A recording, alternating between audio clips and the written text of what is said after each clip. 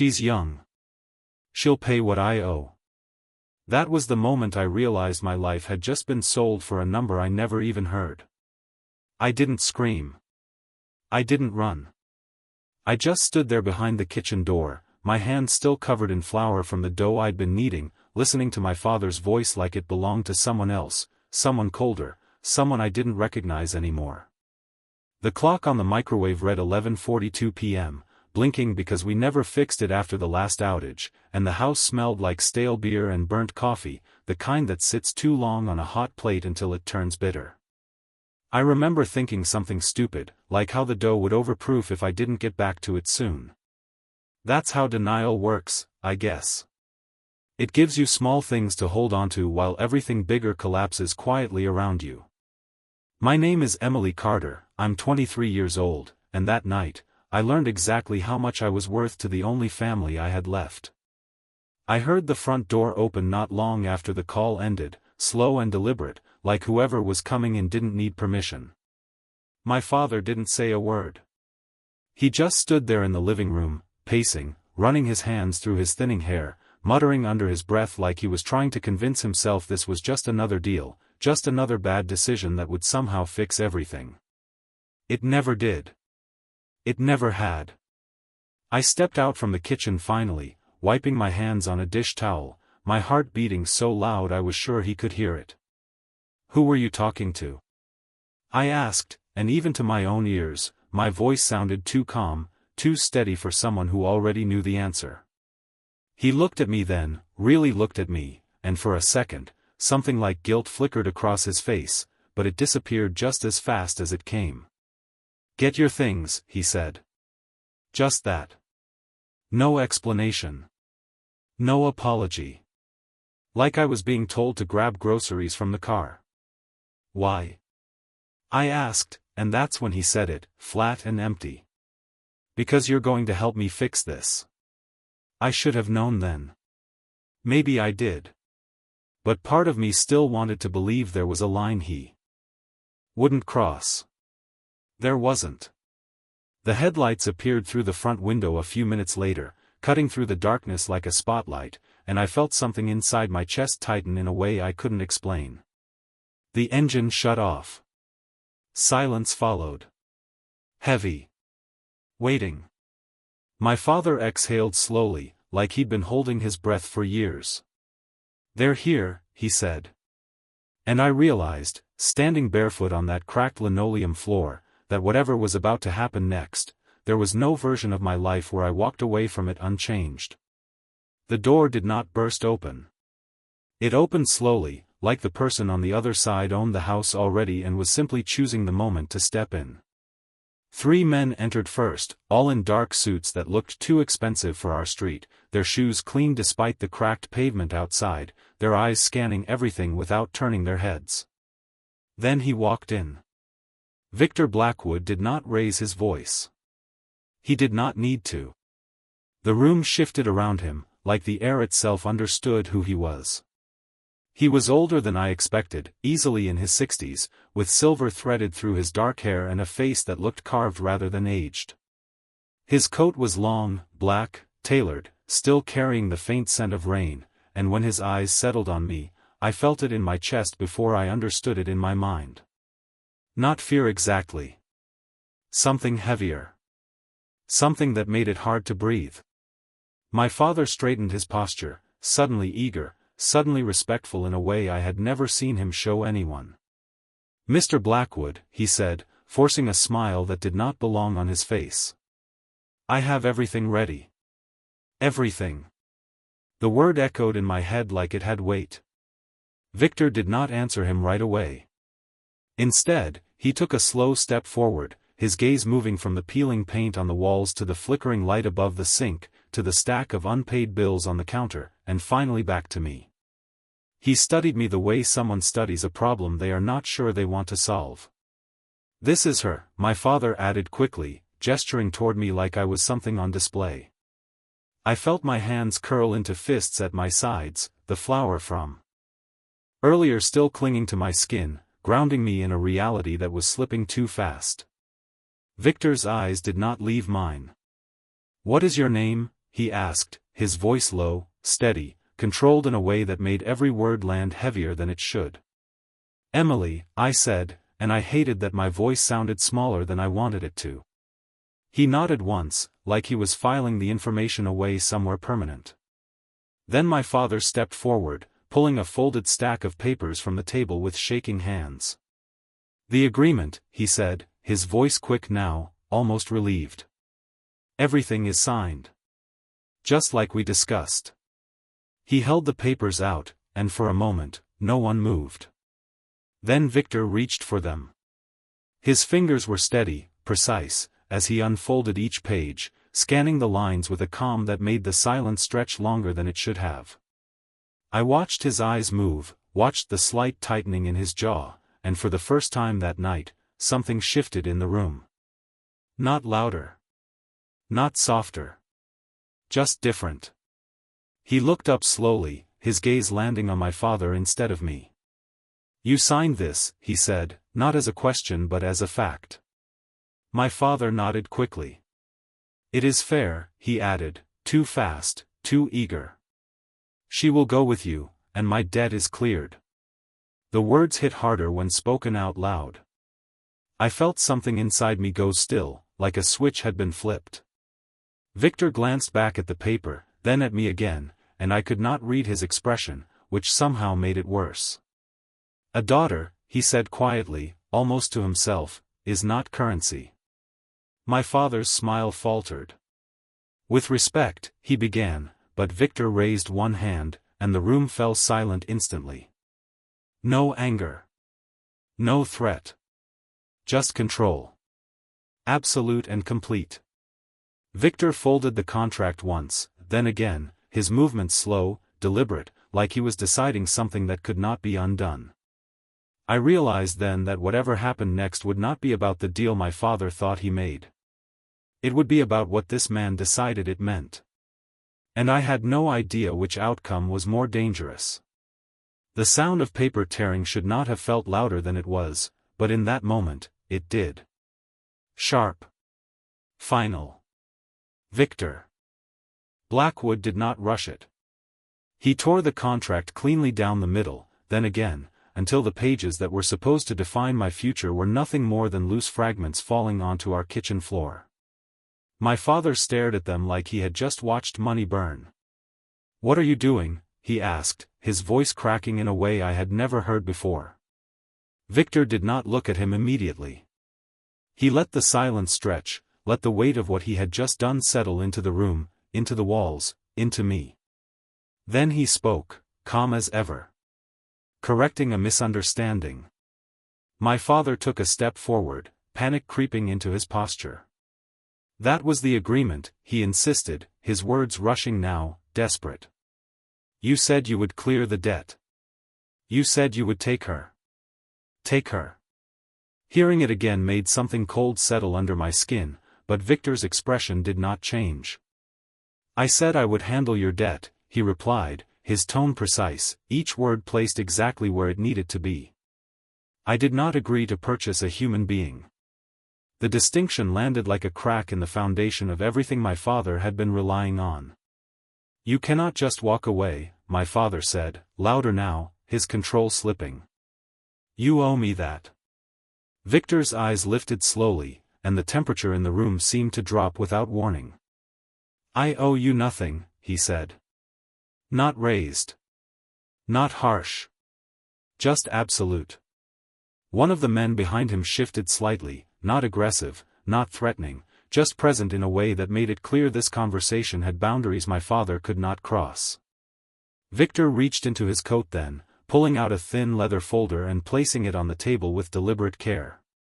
"Your debt," he continued, "has been acquired in full." My father blinked, confusion breaking through his anger. "What does that mean?" Victor opened the folder, sliding a document across the table. "It means you no longer owe money to the men you borrowed from," he said.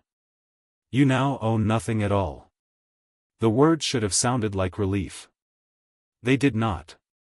My father's hands trembled as he looked down at the paper, his eyes moving quickly, searching for something that was not there.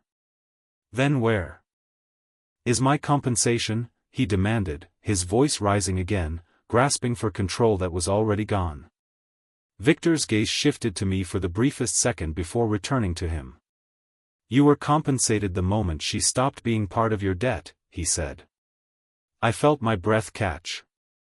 Not owned. Not transferred. Removed.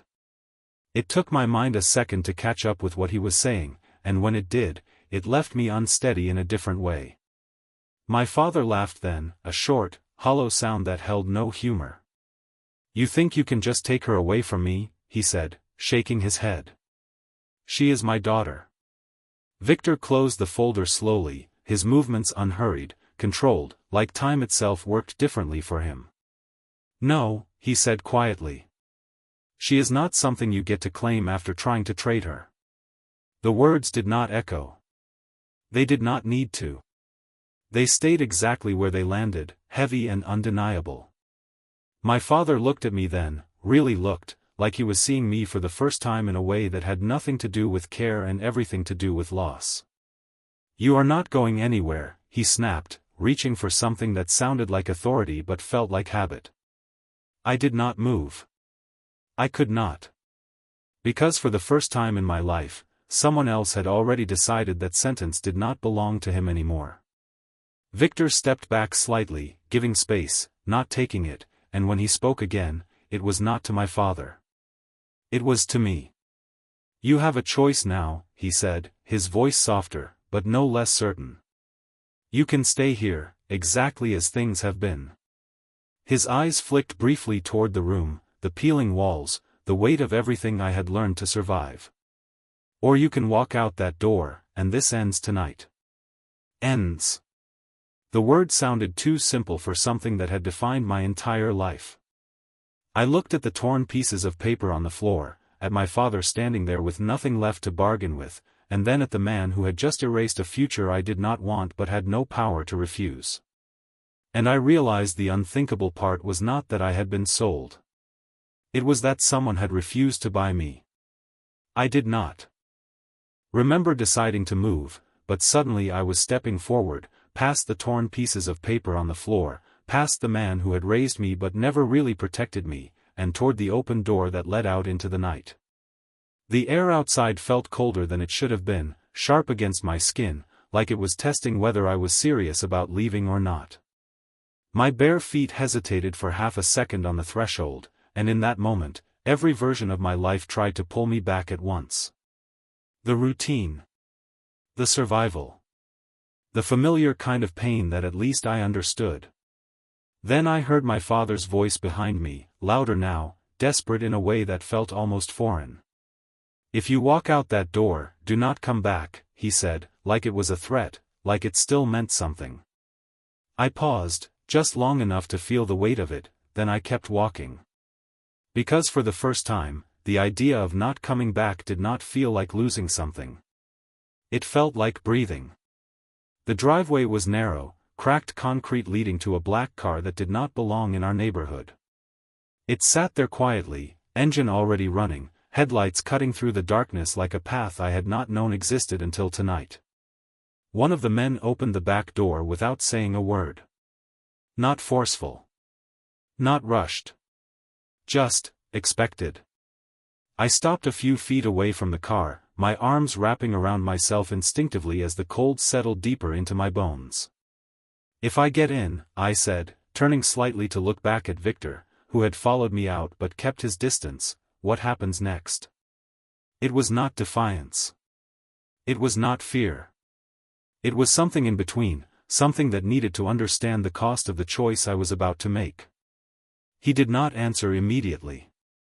He looked at me the same way he had inside, steady, measuring, like he was weighing not my value, but my willingness.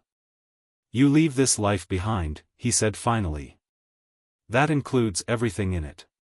His gaze flicked briefly toward the house behind me, then back to me again. No one comes after you. No one collects anything from you. It ends. Ends. The word sounded the same as before, but out here, under the open sky, it felt different. Bigger. Real. And in return? I asked, because nothing in my life had ever been given without something being taken first. A faint shift crossed his expression, not quite a smile, not quite regret. In return, he said, you stay somewhere safe until you decide what you want your life to look like. I frowned slightly, trying to process that. That is it? I asked. That is it, he confirmed. No conditions. No hidden edge in his voice. Just a statement that sounded too simple to be true. I searched his face for something else, something that would make sense of this, but all I found was certainty. Not the kind that demands obedience. The kind that does not need to. I glanced back at the house one last time. The porch light flickered the way it always did, the same chipped railing, the same front door that had never really felt like protection. My father stood in the doorway, smaller somehow, like the absence of control had taken something out of him that I had never seen before. He did not call my name again. Maybe he knew it would not work this time. I turned back to the car. My hands were shaking, but not from fear. Not entirely. From the weight of choosing something I had never been allowed to choose before. I stepped forward, ducked slightly, and slid into the back seat. The leather was warm, the door closing with a quiet finality that sounded nothing like the chaos I had left behind.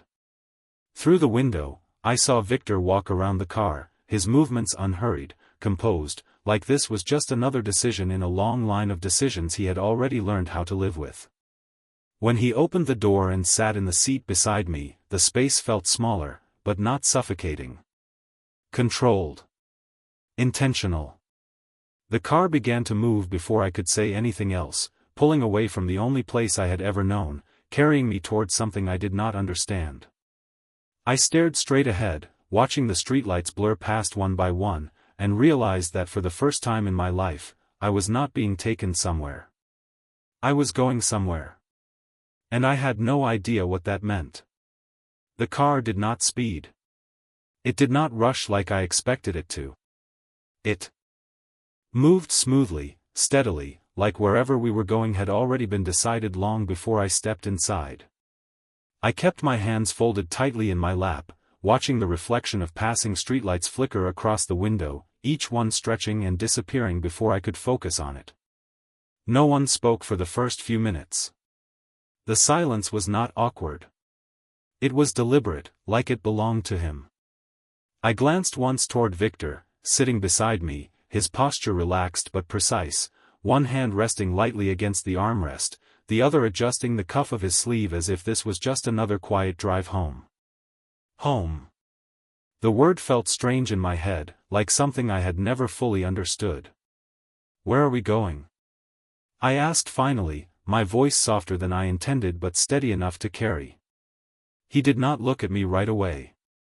His eyes remained forward, focused on the road ahead as if the answer was already there. Somewhere you will not be found, he said. Not hidden. Not kept. Found. The choice of words settled differently than I expected. And after that? I pressed, because I needed to know if this was temporary or something else I could not see yet. This time, he turned his head slightly, just enough for his eyes to meet mine. After that, you decide what comes next, he said. I held his gaze for a second longer than I meant to, searching for anything that would contradict that, anything that would expose the condition behind the promise, but there was nothing. Just calm certainty. I looked away first. The city lights began to change as we drove, the small houses and dim storefronts fading into wider streets, cleaner sidewalks, buildings that looked like they had never been ignored. It felt like crossing an invisible line between two versions of the same world. One that I knew. One that had never included me.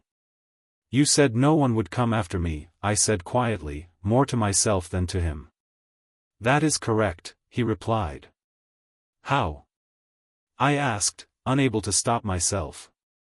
People like him do not just stop. Victor's expression did not shift, but something in his tone grew colder, sharper, like steel under fabric. They stop when there is nothing left to take, he said. And when someone stronger than them tells them to. I felt a small shiver run through me, not from fear exactly, but from the realization of what that meant. He was not just offering me distance. He was placing himself between me and everything I had just left behind. The car slowed as we turned onto a long, tree-lined road, the kind I had only ever seen in magazines or through the windows of places I could not afford to enter. Tall gates appeared ahead, already opening before we reached them, like the car had been expected. Of course it had. The tires rolled over smooth pavement, the sound different from the cracked streets I was used to, quieter, almost unreal. I leaned slightly toward the window, watching as the house came into view. It was not just big. It was controlled. Clean lines, soft lights glowing through large windows, everything placed exactly where it belonged. Nothing accidental. Nothing forgotten. The car came to a stop under a covered entrance, the engine going quiet in a way that made the world outside feel distant. One of the men stepped out and opened my door, just like before, but this time, I hesitated. Not because I was afraid to get out. Because I was not sure what stepping out meant anymore. Victor did not move right away. He waited, giving me the same space he had given me back at the house, like this was still my choice, even now. "This is where you will stay," he said, his voice calm, certain, leaving no room for doubt.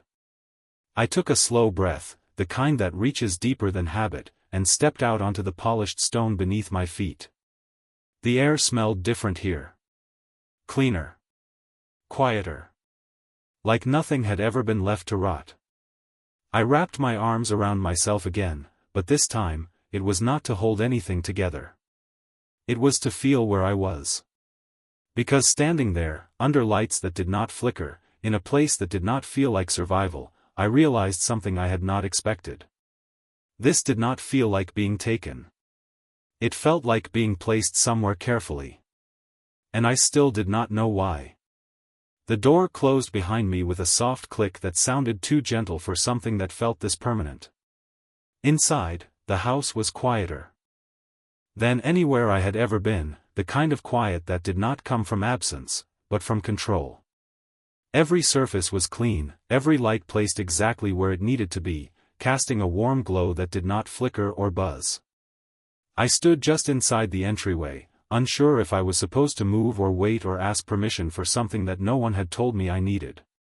One of the men stepped past me, speaking quietly into an earpiece before disappearing down a hallway, while another lingered near the door, not watching me directly, but aware of me in a way that made it clear nothing here happened by accident.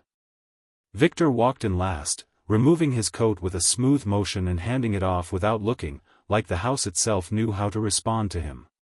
He did not rush. He never rushed. "You can walk," he said, his voice low but clear enough to reach me across the open space. Not a command. Not a suggestion. Something in between. I hesitated for a second, then took a step forward, then another, my shoes making almost no sound against the polished floor. The air smelled faintly of something clean, maybe citrus or wood, nothing like the heavy mix of smoke and stale air I had grown used to. It felt like stepping into a place where time moved differently, slower, more deliberate. "Upstairs," he added after a moment, gesturing slightly toward a staircase that curved upward with quiet precision. "Second door on the right." That was all. No explanation. No instructions beyond direction. I nodded, even though I was not sure he was looking, and made my way toward the stairs, my hand brushing lightly against the railing as if I needed proof it was real. Each step felt too quiet, too easy, like I was waiting for something to go wrong, for someone to tell me I did not belong here after all. At the top, the hallway stretched out in soft light, doors evenly spaced, everything symmetrical in a way that felt intentional. I found the second door and paused, my hand hovering over the handle, my mind catching up with my body. This was a room in a house that was not mine, offered by a man I did not understand, in a life I had not chosen but had somehow stepped into. Anyway. I pushed the door open slowly. The room inside was simple, but not empty. A bed, neatly made with crisp white sheets. A dresser with nothing on it. A chair by the window. And on the nightstand, something that made me stop completely. A small stack of folded clothes. New. My size. Next to it, a phone. Not mine. Clean. Unused. Waiting. I stepped inside carefully, like I was afraid the room might disappear if I moved too quickly, and closed the door behind me. The sound was soft, but it sealed something I could not name. I walked over to the bed, running my fingers lightly over the fabric, feeling the difference between this and everything I had known before. No stains. No wear. No history that did not belong to me. I sat down slowly, the mattress dipping just enough to remind me I was here, that this was real. The phone remained on the nightstand, silent, but present in a way that felt intentional. Not control. Not exactly. Something closer to preparation. I picked it up, turning it over in my hands, noticing there were no contacts, no messages, no past attached to it. Just possibility. I set it back down, exhaling quietly, my shoulders lowering for the first time since the night began. Somewhere downstairs, I heard faint movement, the low murmur of voices that did not reach me clearly. Life continuing, structured, contained. I leaned back slightly, staring at the ceiling, and realized something that made my chest tighten in a different way. There were no locks on the inside of the door. None that I could see. I stood up quickly, checking anyway, running my fingers along the frame, the handle, the edges. Nothing. The door could open from the inside whenever I wanted. I stepped back slowly, my thoughts shifting, rearranging themselves around a truth I had not expected. I was not being kept here. I was being allowed to stay.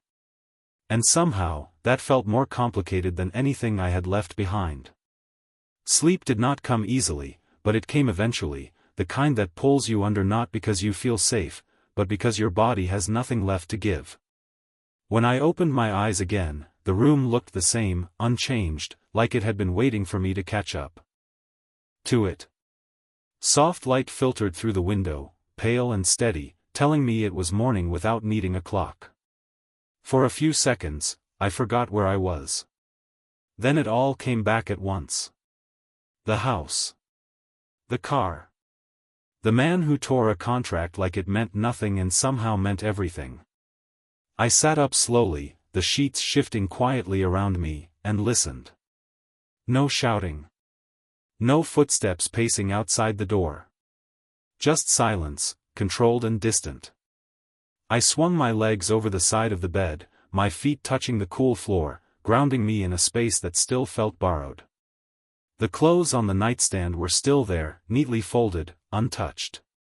I reached for them this time, unfolding the soft fabric, noticing how they fit without needing adjustment, like someone had paid attention to details I did not remember sharing. That thought stayed with me longer than I expected. I changed quickly, the motion automatic, practical, something I could control. When I finished, I hesitated at the door, my hand resting lightly on the handle, the same question pressing at the edges of my mind. Was I supposed to stay in here, or step out? No one had told me. No one had stopped me either. I turned the handle and opened the door. The hallway looked the same as it had the night before, quiet, balanced, untouched by anything messy or unpredictable. I stepped out, closing the door behind me, and started walking, my movements slow at first, then steadier as nothing interrupted me. The stairs appeared at the end of the hall, sunlight stretching across the steps in long lines that made everything look almost staged. I followed them down, each step bringing me closer to a space that felt less like a room and more like a world I did not understand yet. Voices drifted from somewhere deeper in the house, low and controlled, fading as I reached the bottom. The main room opened around me, larger than I remembered, filled with light that made the polished surfaces reflect softly instead of sharply. And there he was. Victor stood near a long table, not surrounded by people this time, not issuing instructions, just present. He was reading something, a thin file held in one hand, his posture relaxed but precise in a way that did not leave room for interruption. I stopped a few feet away, unsure if I should speak or wait or turn back entirely. He noticed me without looking surprised, like he had expected me to come down eventually. His eyes lifted, meeting mine with the same steady calm that had followed me since the night before. "You slept," he said. Not a question. I nodded once. "Yes." My voice felt different this morning, less tight, but not fully settled. He closed the file and set it aside, giving me his full attention in a way that made the space between us feel smaller, more defined. "There is food in the kitchen," he said. "You should eat." It was simple. Practical. No pressure behind it. Just a statement that assumed I had a place here long enough to need something as ordinary as breakfast. I hesitated, the normalcy of it catching me off guard. "I do not know where anything is," I admitted quietly. Something shifted in his expression then, not quite softness, but something close enough that I noticed it. "Then I will show you," he said. He moved first, not waiting for me to decide again, walking toward the kitchen with the same controlled ease as before. I followed, a step behind, my eyes taking in the details I had missed in the dark. Clean counters. Organized shelves. Everything placed with intention. He reached for a cabinet, opening it without hesitation, like every part of this house answered to him. "You are not a guest here," he said suddenly, his voice cutting through the quiet in a way that made me look up. "Do not wait for permission to exist." The words landed differently than anything else he had said. Not ownership. Not control. Something else. Something I did not have a name for yet. I stood there, watching him move through a space that felt entirely his, and realized that whatever this place was, whatever this situation meant, it was not built on the rules I had learned to survive by. And that made it harder to understand. But also harder to leave. I did not expect the house to feel different after a single night, but it did. Not warmer, not exactly, but less distant, like it had already adjusted to my presence without asking me to prove I belonged. I stood in the kitchen longer than necessary after Victor showed me where things were, my hands resting lightly against the edge of the counter, watching the way the light moved across the marble surface. It was too clean, too untouched, like no one ever rushed in here, no one ever made a mess out of frustration or exhaustion. I reached for a glass, filling it with water, the sound of it running steady and controlled, nothing like the uneven pipes back home. Back there. The word felt strange now, like it belonged to someone I used to be. "You are thinking too much," Victor said from behind me. I had not heard him walk back in. I turned slightly, the glass still in my hand, and found him leaning lightly against the doorway, his posture relaxed but his attention sharp in a way that made it impossible to ignore. "I am trying to understand," I replied. He nodded once, like that answer made sense to him. "That will take time," he said. "Do not rush it." I exhaled quietly, setting the glass down, my fingers lingering on the rim as if I needed something solid to anchor the moment. "Why me?" I asked before I could stop myself. The question had been building since last night, sitting just beneath everything else, waiting for a space like this where it could finally surface. He did not answer right away. Instead, he stepped into the room, moving past me with the same calm precision, reaching for a cup and pouring himself coffee like this conversation was not carrying the weight it felt like it should. "You were not the choice," he said finally. "The situation was." I frowned slightly, trying to follow that. "That does not explain anything," I said. He glanced at me then, something unreadable passing through his eyes before it settled back into that steady calm I was starting to recognize. "It explains enough for now," he replied. Not dismissive. Not avoiding. Just contained. I wanted to push further, to ask the questions that were stacking up faster than I could organize them, but something in his tone made me stop. Not fear. Something closer to instinct. Like there were answers that came with consequences I was not ready to carry yet. I nodded slowly. Instead, stepping back from the counter. You said I could decide what happens next, I said. When? His gaze followed me, measuring, not controlling, just aware. When you understand what you are deciding, he said. Right now, you are reacting. That is not the same thing. The words settled into me in a way that felt uncomfortably accurate. He was right. Everything I had done since last night had been reaction. Leaving. Getting in the car. Walking into this house. Even standing here now. I had not made a single decision that came from anything other than escape. And if I decide to leave? I asked quietly. He took a sip of his coffee, setting the cup down with a soft, deliberate motion before answering. Then you leave, he said. No hesitation. No condition attached. Just a fact. I studied his face, searching for the part of him that would contradict that, the part that would reveal the cost hidden behind the freedom, but it was not there. Or if it was, he did not show it. The silence stretched between us again, but this time, it felt different. Less like something waiting to be filled, more like something giving me space to think. I turned slightly, my eyes drifting toward the hallway, toward the stairs that led back to the room that was now mine, or at least mine for now. And for the first time since I stepped into this house, I realized something that shifted everything just a little. I was not trying to figure out how to get out anymore. I was trying to figure out why I had not already left.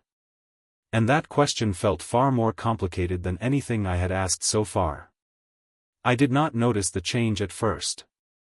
It was not something loud or obvious. It was quieter than that, like a shift in the air that you only recognize after it has already happened. The house felt the same, looked the same, but something underneath it had moved. I felt it before I understood it.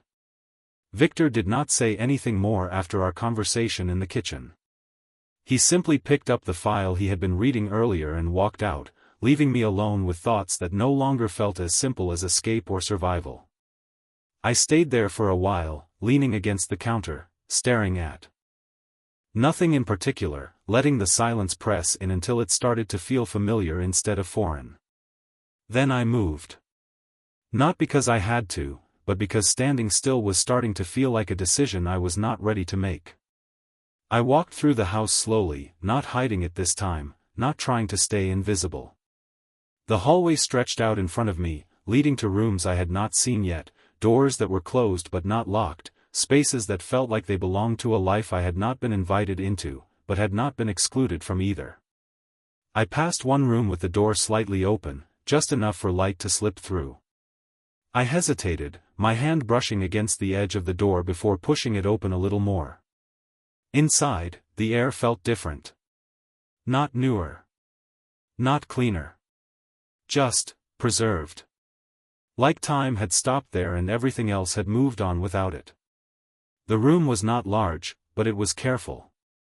A bed, smaller than the one upstairs. A shelf lined with books that looked untouched but not forgotten. And near the window, something that made me stop completely. A pair of ballet shoes.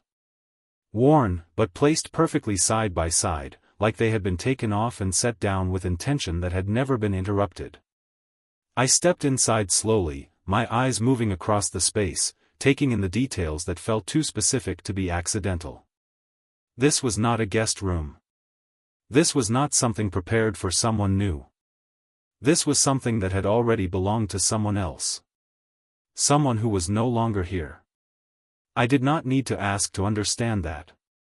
The air carried a weight that did not come from objects, but from absence.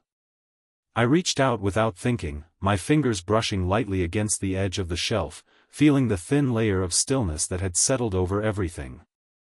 Not dust. Not neglect. Just pause. You were not meant to find this room yet.